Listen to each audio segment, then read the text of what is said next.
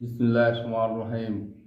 সূরা বাকারা সূরা নম্বর 2 আয়াত 130, 31, 32।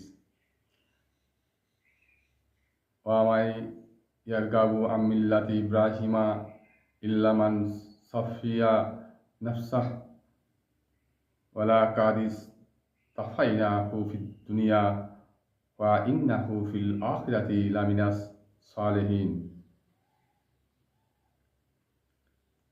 যে নিজেকে নির্বোধ করেছে সে ছাড়া ইব্রাহিমের মতাদর্শ হতে কে বিমুখ হবে? দুনিয়াতে আমি তাকে মনোনীত করেছি, আখিরাতেও সে সৎকর্মশীলদের অন্তর্ভুক্ত হবে। ইজকালা লাহু রাব্বাহু আসলিম কালা আসলামতু লিরাব্বিল আলামিন। তার প্রভু যখন তাকে বলেছিলেন আত্মসমর্পণ করো, তিনি বলেছিলেন বিশ্বের রবের নিকট আমি আত্মসমর্পণ করলাম।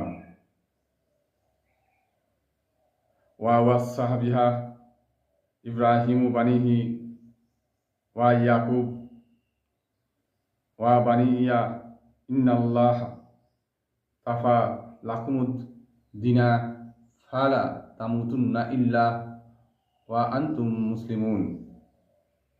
এই সম্পর্কে ইব্রাহিম ও ইসমাইল স্বীয় পুত্রদের উপদেশ দিয়েছিলেন, হে পুত্রগণ, আল্লাহ তোমাদের জন্য এই দিনকে, এই ইসলামকে মনোনীত করেছেন,